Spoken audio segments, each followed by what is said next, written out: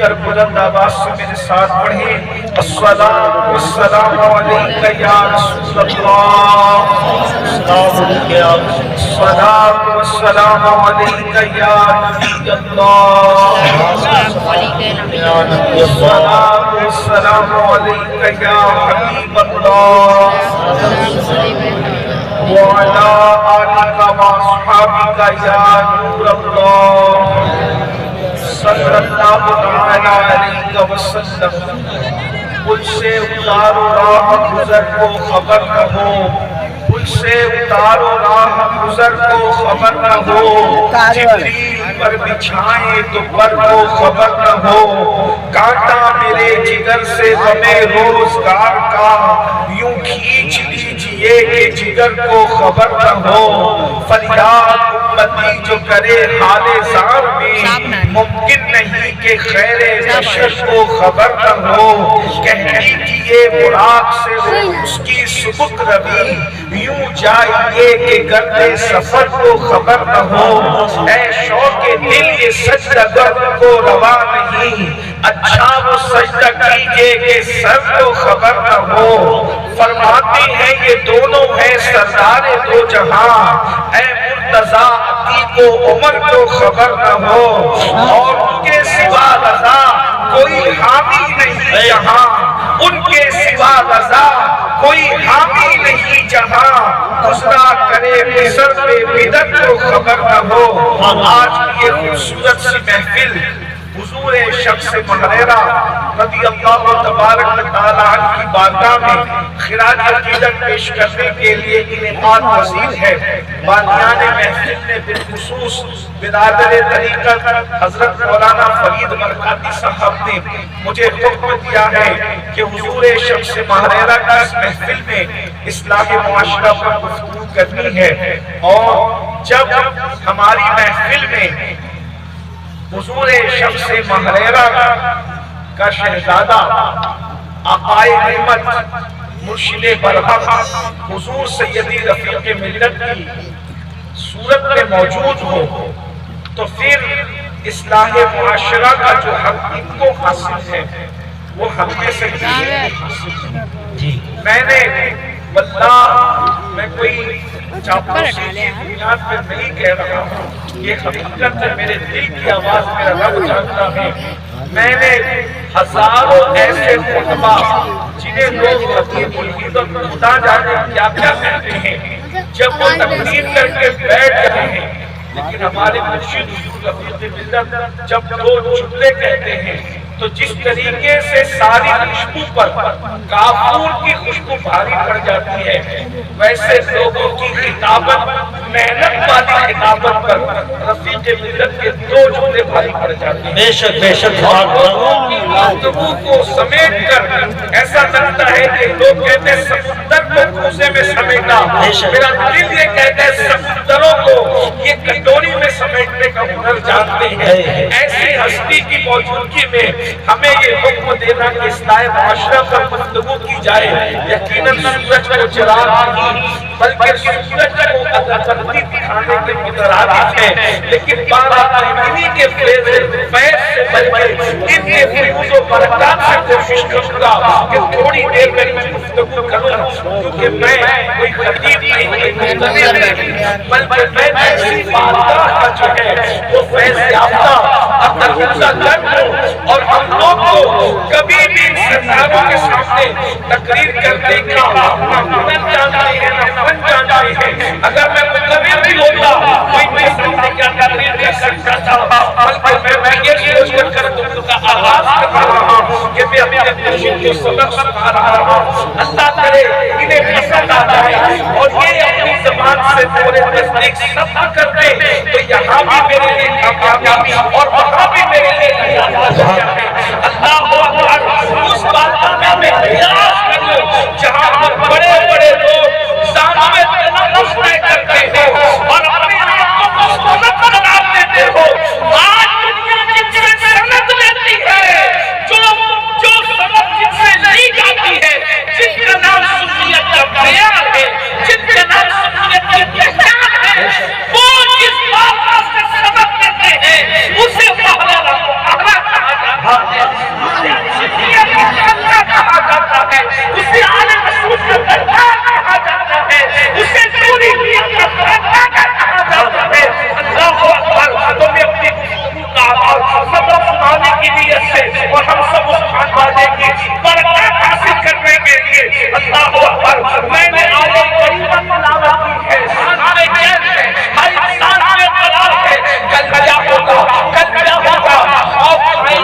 चिपकाइए, जो मत दबाइए ना, ऊपर चिपकाइए है ना, अगर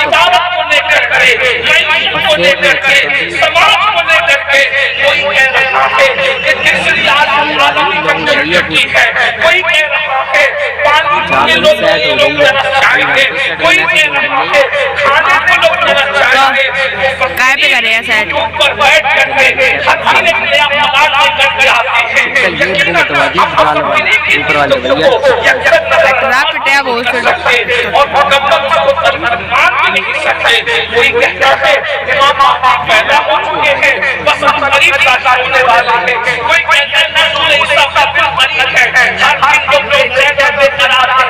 ऐसे माहौल में जब के लोग ये कह रहे हैं पानी के लिए लोग तरसेंगे, खाने के लिए लोग तरसेंगे, लोग बेघर हो जाएंगे, तकरीबन 45% आबादी खत्म हो जाएगी। ऐसे माहौल के अंदर हर इंसान की जगह खतरा लगा हुआ है, हर अस्पताल में बेकरार, हर अस्पताल में बेकरार। हमने क्या करना है? इसलिए कि जंग में क्या हो रहा है, क्या होगा, मैं कोई पेशे कोई करने का मैं कोई पेशे कोई करता हूँ, लेकिन मैं कोई है बड़ी मैं खबर मैं सिर्फ आपके सामने बताना चाहता हूँ मेरे भाइयों, हालात कैसे भी हो, माहौल कैसा भी हो, हमने सिर्फ एक काम करना है जो हमारे करने का है। दरिया में गर्द कर दिया गया, अब आप क्या चाहते हैं? बोलिए मदद की जरूरत है, अल्लाह से मदद करो। अब मदद कैसे आती है? अब यहाँ पर मैं आपके सामने अल्लाह रब्बुल इज्जत चंद चीजों की वजह से अपनी मदद रोक लेता है। कौन सी चीजें हैं जिसकी वजह से अल्लाह की मदद रुक जाती है? आज देख ले, ऐसा लगता है आज के माहौल को देखकर कि शायद अल्लाह की मदद हमसे रुक गई है, अल्लाह की मदद हमसे रूठ गई है। मदद क्यों रुकी है? मदद रुकने की मुख्तलिफ वजूहात है, बहुत सारी वजूहात है। मैं 2 या 3 वजूहात रखता हूँ, आप उसको कोशिश करें कि हम उसको हल कर सकें, हम सब मिलकर उसको हल कर सकें। नंबर 1, जब इंसान लोगों के सामने नेक बनता है और अकेले में गुनाह करता है तो अल्लाह उसे अपनी मदद को रोक देता है। अब आप देखें, हम सब देखें, मैं भी और आप भी, हम कोई आसा नहीं बल्कि अल्लाह की मखलूक में शायद हमसे बड़ा कोई गुनहगार नहीं। अल्लाह हमारे हद रहम करे, उसने पर्दे डाल रखे हैं हमारे गुनाहों पर, इसीलिए हम इज्जत के साथ यहाँ बैठे हैं, आप इज्जत के साथ यहाँ बैठे हैं। अगर अल्लाह ने हमारे ऐबों पे पर्दे न डाल रखे होते तो न आप वहाँ बैठने के काबिल थे, न हम यहाँ बैठने के काबिल होते। अल्लाह अकबर, अंदाजा करें, आज हम कोई अगर देख रहा है तो हम उसके सामने खड़े होकर पानी नहीं पीते, कोई देख रहा है हम उसके सामने बड़ा लकमा नहीं खाते। अगर सीसीटीवी कैमरे की इज्जत में है, अक्सर लिखा हुआ होता है आप सीसीटीवी कैमरे की इज्जत में है।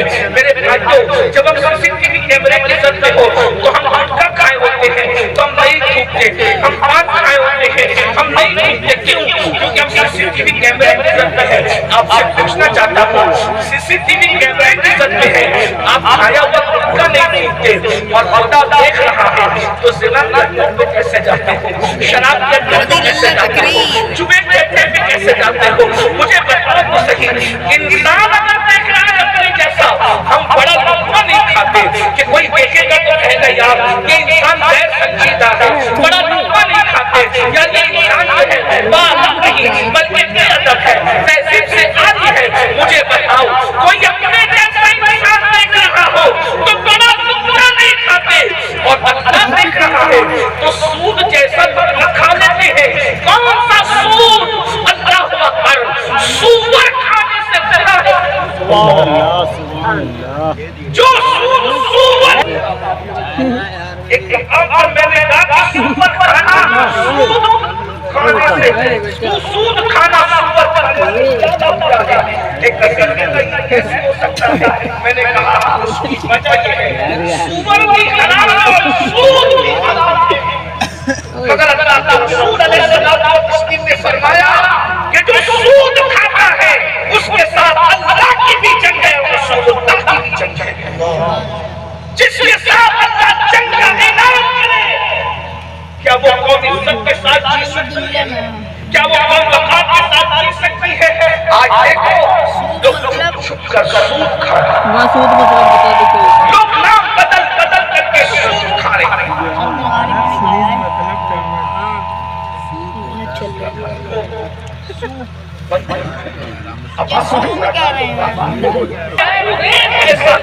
مگر ہم اس لیے آپ کے سامنے یہ آواز نکال رہے ہیں، اس لیے آپ کو بانگے تیرا کے طور پہ بیدار کرنا چاہتے ہیں کہ نہیں اقبال مایوس اپنی کشت بینا سے ذرا نہ ہو تو یہ مہدی بڑی زرخیز ہے ساتھی، ہم اپنی قوم کو سمجھائیں کیونکہ قرآن کہتا ہے وَذَكِّرْ فَإِنَّ الذِّكْرَ تَنفَعُ الْمُؤْمِنِينَ، مومنوں کو نصیحت کرو کہ نصیحت کرنا مومنوں کو فائدہ دیتا ہے، نصیحتیں مومنوں کو فائدہ پہنچاتی ہے۔ تو میرے بھائیوں، ہم لوگوں کو ہر مسلمان اگر ظلموں کو دیکھے تو اس کو روکے، پہلا اسٹیپ یہ ہے اگر طاقت سے روک سکتے ہو تو طاقت سے روکو، طاقت سے نہیں زبان سے روک سکتے ہو تو زبان سے، یہ بھی نہیں کر سکتے تو کم سے کم دل میں برا تو جانو، اور جو دل میں برا جانے، جو برائی کو دل میں برا جانے، اللہ کے رسول کہہ رہے ہیں اس کا ایمان کمزور ہو گیا، جب چاند کا نماز چھوڑ دیتے ہو تو اللہ تم سے اپنی مدد کو روک لیتا ہے، بلکہ حدیث پاک کا مفہوم ہے اللہ کے رسول علیہ السلام یہاں فرماتے ہیں کہ اللہ تم سے اپنی امان کی مدد کی چادر ہٹا دیتا ہے جو جان بوجھ کر نماز کو چھوڑ دیتے ہیں۔ اب یہ ایک بات کہ آپ سے عرض کرتا ہوں، آپ دیکھیں کہ اگر اللہ کی مدد ہے، اللہ کا امان ہے تو کیا ہوتا ہے؟ چونکہ میں بہت لمبی تقریر نہیں کروں گا کیونکہ مجھے پتا ہے کہ حضور رفیق مرزا دن بھر سے محمد صاحبہ کی علالت کی وجہ سے مصروف تھے اور پھر وہ فوراً سفر کر کے پھر رکے بھی نہیں اور یہاں تشریف لیا جائے، تو مجھے اپنے بزرگ کی فکر کا ان کی مصروفیت کا احساس کیا، حضرت سے بھی ہمیں نہیں سنتا، میں نے بھی سنا، تو اس لیے میں اپنے گفتگو پھیلانے کے لیے سمیٹ رہا ہوں۔ جب اللہ کی مدد آتی تو کیا ہوتا ہے؟ میں نے تین بار بات کر دی مدد کرنے کی، اللہ کا مدد، اچھا مدد کیسے آتی ہے؟ اللہ کے رسول علیہ السلام فرماتے ہیں جب تک تم اپنے مومن بھائی کی مدد کرتے رہو گے تب تک اللہ تمہاری مدد کرتا رہے گا، جب تک تم لوگوں کے دل میں خوشیاں دوڑاتے رہو گے تب تک اللہ تمہاری مدد کرتا رہے گا، جب تک تم نیکی کا حکم دو گے برائی سے روکتے رہو گے اللہ تمہاری مدد کرے گا۔ ایک مقام پر فرمایا ان تنصروا اللہ ینصرکم، اگر تم اللہ کے دین کی مدد کرو گے تو اللہ تمہاری مدد کرے گا، اللہ تمہارا مددگار ہوگا۔ اللہ اکبر، جب اللہ کی مدد آتی ہے تو پھر بھی شان سے آتے، سن لیجئے مصطفیٰ جان رحمت جیسے طاقتور کو اللہ کس طریقے سے مدد فرما کر کے بچاتا ہے، جس کے اشارے سے چاند کے ٹکڑے ہوتے ہیں، ایسی طاقتور ہستی کو مکڑی کے جالے کے ذریعے سے بچایا جاتا ہے، کبوتری کے انڈے کے ذریعے سے بچایا جاتا ہے، اور جب اللہ مدد اٹھا لیتا ہے تو ابابیل کے ذریعے سے ہاتھیوں کے لشکر کو ہلاک کر دیا جاتا ہے، جب اللہ مدد اٹھا لیتا ہے تو نمرود کو لنگڑے مچھر سے ہلاک کر دیتا ہے۔ اللہ کی مدد کی بات آئی، پوری امت اللہ کی مدد کی طلبگار، اور اللہ کی مدد سب سے جلدی کب آتی ہے؟ جب سب مل کر اللہ کی بارگاہ میں توبہ کرتے ہیں، اپنے گناہوں سے معافی مانگتے ہیں، استغفار کرتے ہیں، فوراً اللہ کی مدد کا نزول فوراً ہوتا ہے۔ اور اللہ کی مدد کیا ہے، اللہ کی امان کیا ہے، ایک واقعے کے ذریعے سے سمجھاتا ہوں۔ یہ واقعہ کرتے رہے پیچھے چلے گئے، کچھ لوگ یہ بھی کہتے ہیں مولانا ہم تو گنہگار لوگ ہیں، ہم اللہ کے قریب نہیں ہیں، ہم اللہ کی مدد کیسے چاہیں؟ تو میں ایک بات آپ کو بتاؤں، یہ بھی یاد رکھیں کہ خدا کی مدد کے لیے صرف نیک ہونا ضروری نہیں ہے، خدا کی مدد کے لیے اللہ پر یقین ہونا ضروری ہے۔ جس کا جتنا یقین مضبوط ہوتا ہے پھر اللہ اس کو اتنی مدد عطا فرماتا ہے۔ اللہ اکبر۔ تو جو واقعہ کے ذریعے آپ کو سمجھانا تھا اللہ کی مدد کی برکات کیا ہے اور اللہ پر یقین کی برکات کیا ہے، جب اللہ کے رسول علیہ السلام نے احد کے میدان میں 3000 کا لشکر دے کر تو صحابہ نے کہا حضور اب کیا ہوگا؟ حضور نے ایک جملہ فرمایا حسبنا اللہ ونعم الوکیل، میرا اللہ میرے لیے کافی ہے، وہ میرا بڑا خاص ہے۔ جب ابراہیم علیہ السلام کو آگ میں ڈالا جا رہا تھا تو حضرت خلیل اللہ کی بارگاہ میں حضرت جبریل علیہ السلام آئے اور آ کر کہتے حضور کوئی حاجت ہو تو کہیں، حاجت تو ہے تم سے نہیں اچھا جس سے اسی سے کہہ دے. تو کہا جس سے ہے وہ خوب جانتا ہے میری حاجت کیا ہے. اور جب آپ کو آگ میں ڈالا جا رہا تھا ابراہیم علیہ السلام کی زبان پر جو جملہ وہ یہ تھا حسبنا اللہ و نعم الوکیل, میرا اللہ میرے لیے کافی ہے اور وہ بڑا کارساز ہے. دیکھیے اس یقین کی برکت سے حضرت ابراہیم علیہ السلام پر نار کس طرح گزار ہوئی, ندا آتی ہے یا نار کونی بردم و سلام علی ابراہیم, اے آگ ابراہیم پر سلام کی ٹھنڈی ہو جا. یہ ہے اللہ کا یقین کی برکت, یہ اللہ کی مدد کی برکت. تو میں جو آپ کے سامنے رکھنا چاہتا تھا واقعہ قرآن کا تفاصیل کبھی ایک بہت بڑا دہشت گرد گنڈا ایک بادشاہ گزرا ہے جس کو دنیا فرعون کے حوالے سے چلتا. جب بھی فرعون کا نام ہو تو لوگ سمجھتے کہ کون سا فرعون, حالانکہ کوئی نام نہیں ہے بلکہ ایک لقب ہے. مصر کا جو بھی بادشاہ ہوتا تھا اس کو فرعون کہا جاتا, لیکن جب ظالم تھا صدیوں اللہ نے اس کو حکومت دی مگر اس کے شکر کرنے کی بجائے کفر کیا. حتیٰ کہ اس حکومت میں یہ اتنا گھمنڈ اور غرور اس میں پیدا ہو گیا تھا کہ یہ اپنے آپ کو خدا کہتا تھا اور لوگوں پہ ظلم کرتا تھا. یہ بات آپ کو میں بتا دوں, ظالم سے کبھی ڈرنا نہیں, اس لیے کہ ظالم کی حکومت ختم ہونے کے لیے ہوتی ہے. مولائے کائنات سید السادات سیدنا علی کرم اللہ تعالی وجہ الکریم فرماتے ہیں اللہ کافر کو تو مہلت دیتا ہے مگر ظالم کو مہلت نہیں دیتا. کافر کی حکومت تو چل سکتی ہے کچھ دنوں تک مگر ظالم کی حکومت نہیں چل سکتی. اس لیے کہ اللہ مخلوق اللہ کا بندہ ہے, اللہ کی مخلوق پر جو بھی ظلم کرتا ہے پھر اللہ اس کو مزہ چکھاتا ہے. مگر یہ بھی یاد رکھنا, توجہ کرنا, آج کل آپ بہت سوالات کرتے ہو, میں اشاروں میں برداشت کر رہا ہوں, اس کو سمجھنے کی کوشش کرو. جب بھی اللہ ظالم سے بدلہ لینا چاہتا ہے تو کبھی موسیٰ جیسے محبوب کو کھڑا کرتا ہے ختم کرنے کے لیے. ظالم کو ختم کرنے کے لیے کبھی محبوب کو کھڑا کرتا ہے اور کبھی ظالم کو کھڑا کرنے کے لیے کسی مردود کو کھڑا کرتا ہے ممتاز, لیکن ظالم کو ضرور ختم کرتا ہے. اگر حضرت امام حسین کا بدلہ امام زین العابدین لیتے تو لوگ تانا دیتے کہ نبی کا گھر کو معاف کرنے والا ہے, اپنے باپ کے بدلے میں 72 کے بدلے میں 1,24,000 کو کیسے قتل کر دیا. تو قدرت نے کہا زین العابدین تم گھر بیٹھو گے, تمہاری سیادت میں دھبا بھی نہیں رہنے دیں گے اور ظالم کے مقابلے میں ظالم کو کھڑا کر کے بدلا لیں گے.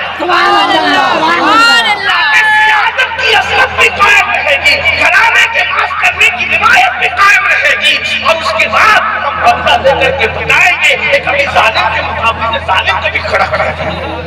لیکن یہ بات مختار جب مقابلہ کر رہا تھا تو امام زین العابدین چپ تھے. تو کبھی کبھی چپ رہنا بھی حکمت ہوتی ہے, پر کم کیا. ہر بات میں بولنا ضروری نہیں ہے, ہر بات پر گفتگو کرنا ضروری نہیں ہے, بولنے کے لیے وقت ہے. امام زین العابدین نے بولا لیکن وہاں بولا پھر جہاں بولنے کا, اس لیے ہر جگہ بولنے کی ضرورت نہیں. اور میں تو کہتا ہوں بولنے کے لیے بولنا کو چھوڑ دیا کرو میرے بھائی.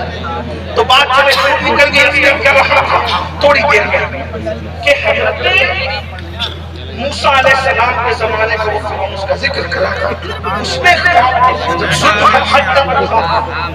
قدرت اچانک سارا بھی بتاتا. نمبر 1 بچہ پیدا نہیں ہوتا, جو ہو گئے جتنے لڑکے سب قتل کر دو, بیٹیاں رہنے دو. جو پیٹ میں آئے ان پہ دائیاں بولنے کر دو, جیسے بیٹی پیدا ہوتا ہے بیٹا پیدا ہوتا ہے. بتاؤ کیسے ہوگا بچہ پیدا؟ قدرت قدرت ہے, اللہ اللہ.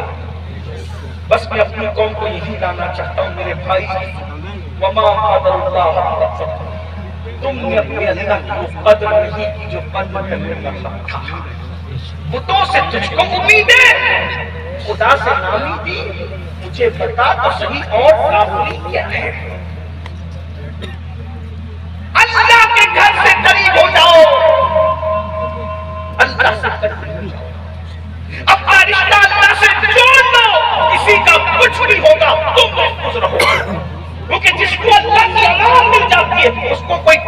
بگاڑ سکتا، اس کا کچھ نہیں ہوتا، دشمن بھی محافظ بننے پہ مجبور ہو جاتا ہے۔ ہوا کیا؟ حضرت سیدہ ام موسیٰ رضی اللہ تبارک و تعالیٰ عنہ کے شکم میں حضرت موسیٰ کی آمد ہو گئی تھی۔ فرعون نے وہاں بھی لائی مطلب کی حضرت موسیٰ علیہ السلام کی اپنی کا اخلاق اتنا اچھا تھا کہ فرعون کی مسلط کردہ دائی حضرت موسیٰ کی امی کی صحیح دائی اس کی پلٹ گئی۔ اللہ کیسے دل بدلتا ہے، اللہ کیسے دلوں کو تبدیل کرتا ہے، اللہ نے جو کرنا ہے وہ کرتا ہے۔ میرے بھائی کیوں پریشان ہو؟ بس اللہ سے قریب آؤ، اس کے قریب آؤ، اس سے رشتہ جوڑو۔ بہت دور ہو گیا اللہ سے۔ ہاں فیس بک کے لیے تو ٹائم ہے، اللہ کے لیے ٹائم نہیں۔ واٹس ایپ کے لیے تو ٹائم ہے، اللہ کے لیے ٹائم نہیں۔ دوستوں کے لیے تو ٹائم ہے، اللہ کے لیے ٹائم۔ اللہ کے لیے ٹائم نکالو، روز گنگناؤ، اس کے گھروں کے قریب آؤ، اس کے مسجد کے قریب آؤ، اللہ رب العزت سے رشتہ جوڑو، اس کے قرآن سے قریب آؤ، اس کے دین سے قریب آؤ، اس کے محبوب سے قریب آؤ۔ میرے بھائی جن کو پھر دیکھو کیسے حالات بدلتے ہیں۔ اس نے ہانڈی میں بچہ ذبح کیا اور ذبح کرنے کے بعد لے جا کر رکھ دیا۔ حضرت موسیٰ کی بہن بڑی ذہین تھی، انہوں نے کہا امی ہم نے بہت بڑا کام کیا ہے، اگر فرعون کے جاسوسوں کو پتہ چل گیا تو پہلے تو ایک جان جانی تھی نوزائیدہ بچہ، لیکن اب چار چار جانے جائیں گے، تم بھی مرو گی، میں بھی مروں گی، دائی بھی مرے گی، بچے بھی مرے گا۔ بچے بچے ہوتے ہیں اور اس کے جاسوس بڑے خطرناک ہیں، اس کا جاسوسی نظام بڑا خطرناک ہے۔ انہوں نے کہا کیا کرنا پھر؟ کہا ایک کام کرو، یہ بچے کو گھر سے نکالو۔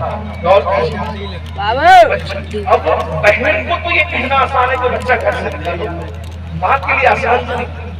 بہن بہن ہوتی ہے، وہ بہت پیار کرتی ہے، لیکن ماں پھر ماں ہے۔ میرے بھائی خدا نے اپنی رحمتوں کا مظہر بنا دیا، یعنی اگر اللہ رب العزت کی محبت کو سمجھنا ہے نا، ماں کو دیکھو، جس کی محبتوں کا مظہر اللہ رب العزت نے بنا کے ماں کو پیدا کیا، جب وہ ماں کی ممتا کا اللہ کی محبتوں کا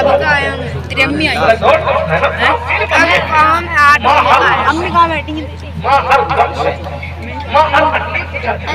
ایک بچے کو بڑا کرنے کے لیے ماں اپنا پورا شباب نچوڑ دیتی ہے، ہمیں کھلانے کے لیے ماں مرجھا جاتی ہے، ہمیں شگفتہ پھول دیکھنے کے لیے ماں مرجھا جاتی ہے، ہمیں جوان کرنے کے لیے ماں پوری ہو جاتی ہے۔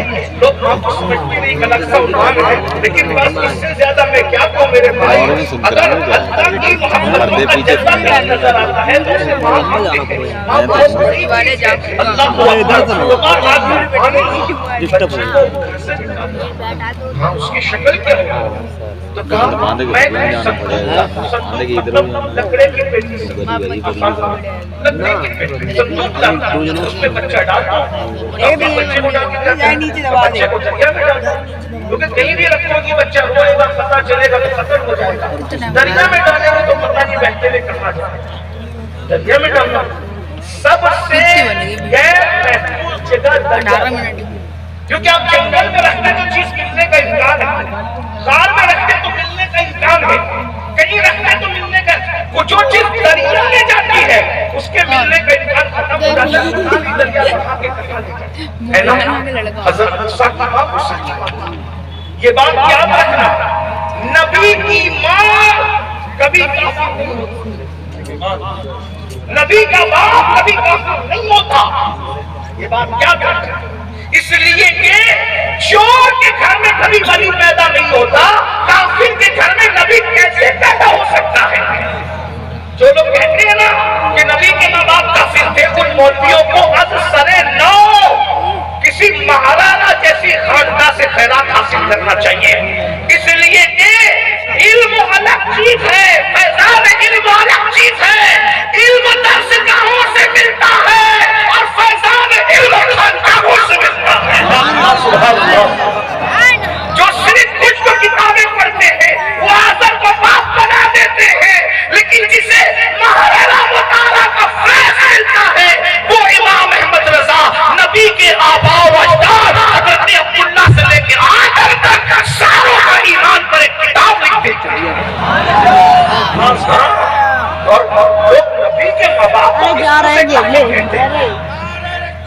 یہاں ایک جملہ ضرور عرض کر کے جاؤں گا. آپ کے گاؤں کا نام کیا میرے ذہن میں نہیں, لیکن یہاں ایک بات ضرور عرض کر کے جاؤں گا. میرے بھائی, جب چور کے گھر میں ولی پیدا نہیں ہوتا تو کسی کافر کے گھر میں محبوب خدا کیسے پیدا ہو سکتا ہے؟ اور آپ کو بھی یہ سوچنا چاہیے کہ جو مولوی نبی کے ماں باپ کو کافر کہتے ہیں, آپ ان کے پیچھے نماز کیسے پڑھ لیتے ہیں؟ آپ ان کو اپنا امام کیسے بنا لیتے ہیں؟ کل میدان محشر میں اگر اللہ پوچھے گا, بلکہ اللہ کے رسول کہیں گے کہ جس نے میری ماں کو کافر کہا تھا تو نے اس کے پیچھے نماز پڑھی تھی, تو آپ جواب کیا تھا؟ آپ کہیں گے کہ کس نے نبی کی ماں کو کافر کہا؟ میں نے کہا اٹھا کر کے بولو چھوڑو سے. میں کسی پہ کرٹیسائز کرنے نہیں ہے, لیکن اپنا بیان کرنے کا بلا آ گئے تو چاچا بڑے بابا بات یاد رکھیے. اور بڑے لکھی لوگ موجود ہیں. میں ایک بات آپ کے سامنے رکھتا ہوں آگے بڑھنے سے پہلے. کبھی آپ نے انٹرنیٹ پر موتی جو سیپ میں ہوتا ہے, سیپ میں جو موتی ہوتا ہے, سچا موتی, وہ کیسے بنتا ہے, اس کے تھن بند ہوتا ہے کہ اللہ سمندر کا پانی اس میں جانے نہیں. جب اللہ اس میں مٹی پیدا کرنا چاہتا ہے تو وہ ایک خاص موسم میں وہ سیپ اوپر آتی ہے اور وہ کھول کے بیٹھ جاتی ہے. اور جب میٹھا پانی برستا ہے تو صرف ایک قطرہ اس میں جاتا ہے, دوسرا نہیں جاتا. تحقیق کرتے ہیں, بڑے سائنس پہ بڑا ناز ہے, تحقیق پہ ناز ہے, تو یہ بھی پڑھنی چاہیے. ایک ہی قطرہ جاتا ہے, دوسرا جاتا نہیں. اور ایک قطرے کے بعد وہ صرف اپنا منہ بند کر لیتی ہے, پھر نیچے آ کر کے بیٹھ جاتی ہے اور اسی کی پلیٹ سے سچا موتی پیدا ہوتا ہے. مجھے بتاؤ, جب سچا موتی پیدا کرنا ہو تو کھارے پانی میں اللہ سیپ کی ایسی حفاظت کرتا ہے. جس کے شکم سے محبوب کو پیدا کرنا ہوگا, اللہ نے اس کی کیسی حفاظت کی ہوگی, حفاظت کا انداز کیا ہوگا. اللہ اکبر. ماں ہونے کے اعتبار سے پوری کائنات میں آمنہ جیسی کوئی ماں ہو ہی نہیں سکتی, اور باپ ہونے کے اعتبار سے حضرت ابو بہرحال تو حضرت موسیٰ کی ماں تو مومنہ تھی. جب انہوں نے صندوق بند کیا, صندوق بند کر کے وہ دریا میں ڈالنے چلی, تو ماں کے دل نے کیا کہا, اپنے ہاتھوں سے اپنی ممتا دریا میں ڈال رہی ہے.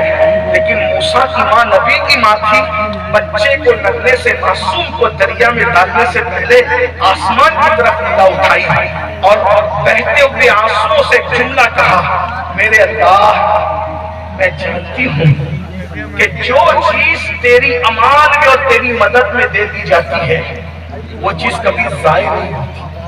میں اپنی اس امانت کو تیری امان میں دے رہی ہوں. توجہ, میں کمزور ہوں, بیٹے کی حفاظت نہیں کر سکتی, مگر تو طاقتور ہے میرے بچے کی حفاظت کرنا, تو اچھی طرح جانتا ہے. یہ کہتے ہوئے اللہ میرا بچہ تیری امان اور حفاظت میں. آپ نے صندوق کو دریا میں ڈالا, صندوق دریا میں پہنچا. اللہ کی شان, ہم بچاتے ہیں تو دشمن کی نظر سے بچا لیتے ہیں, اور اللہ کی شان دیکھو.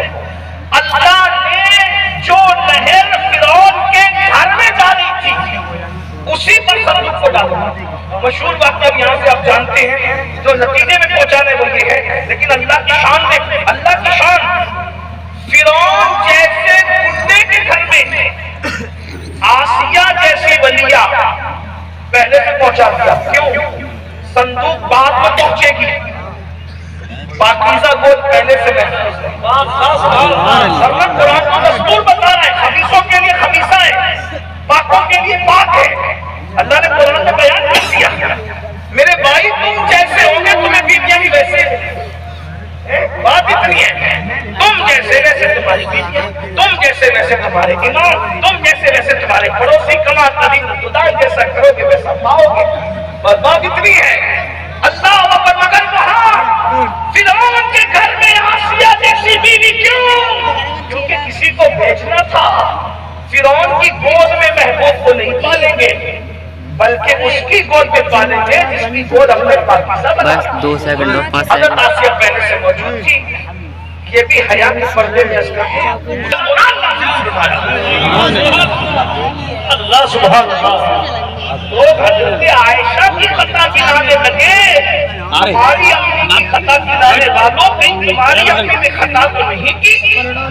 آپ حضرت عائشہ کی خطا گنانے لگے ہو, جس کے کس گھر میں قرآن آتا ہو. اس طرح عائشہ کو تم نے سمجھا کیا ہے؟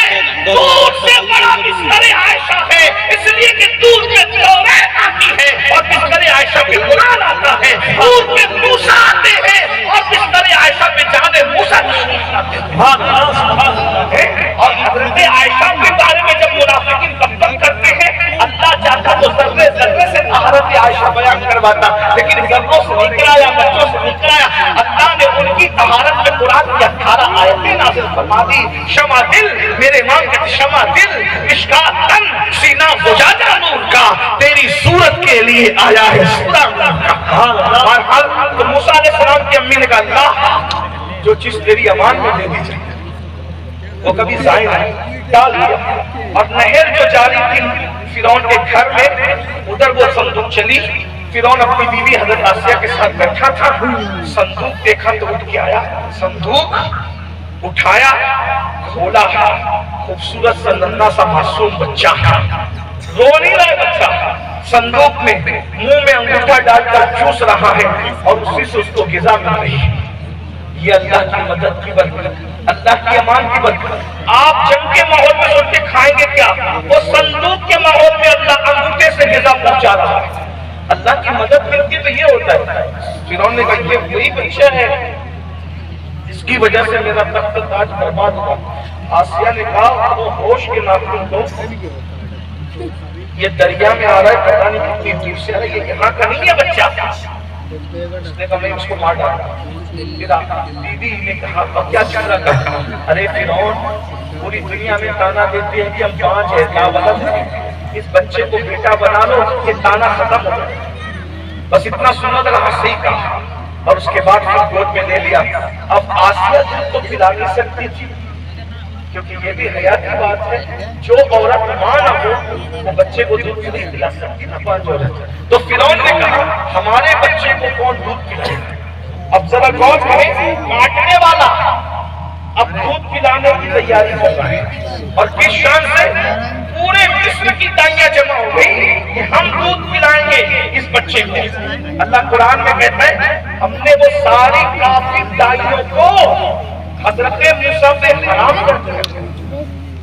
ذرا غور کریں، جو دائی کافر ہے حضرت موسیٰ اس کا دودھ نہیں پیتے تھے. جب دائی کافر ہو تو موسیٰ دودھ نہیں پیتے تو کافر ماں کے پیٹ میں نبی کیسے آ سکتا ہے؟ لیکن ایک بات اور عرض کر دوں، یہ شان موسیٰ ہے کہ کافر کا دودھ نہیں پیتے، لیکن اپنے نبی کی شان اس سے بہت بڑی ہے. حضرت موسیٰ کافر کا دودھ نہیں پیتے اور میرے نبی کی شان یہ ہے جس کا پی لیتے ہیں اس کو کافر رہنے نہیں دیتے.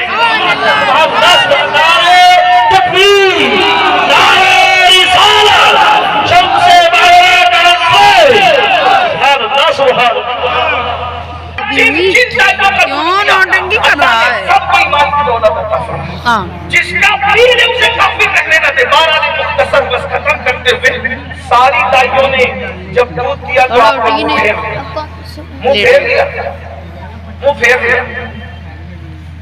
تو حضرت موسیٰ کی بہن باپ پہلے سے موجود تھی، بڑی ذہین تھی.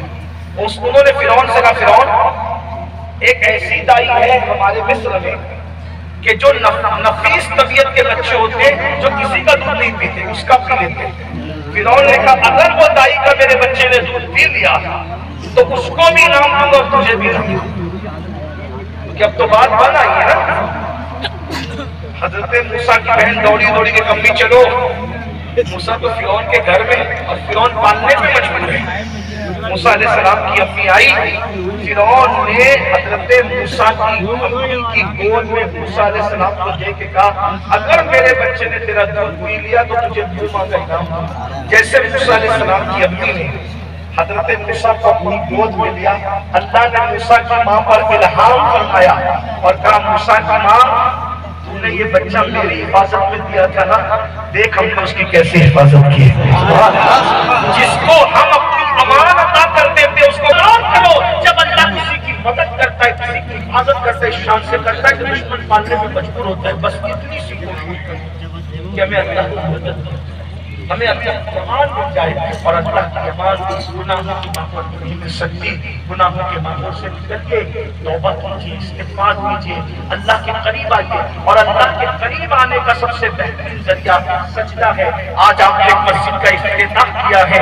میں نے مسجد کے افتتاح میں کہا جب مسجد تعمیر ہوتی ہے اور محلے کے لوگ نماز پڑھنے مسجد میں نہیں آتے تو رات کی تاریکی میں مسجد اصغر اللہ جس نے مجھے ویران کیا تو اس کے گھر کو ویران کر دے. جس قوم کے لیے مسجد بد دعا کرے وہ قوم آباد کیسے رہ سکتی ہے؟ اس لیے میرے بھائیوں مسجدوں کے قریب آؤ, سجدے کے قریب آؤ, دنیا کیا کہتے چھوڑیے, اللہ کی مدد حاصل کیجیے. اللہ پاک کی بارگاہ میں دعا ہے, اللہ پاک سب سے پہلے مجھے آپ سب کو عمل کی توفیق عطا فرمائے. گفتگو کے درمیان کوئی بھی غلطی ہوئی ہو اللہ تعالیٰ معاف فرمائے.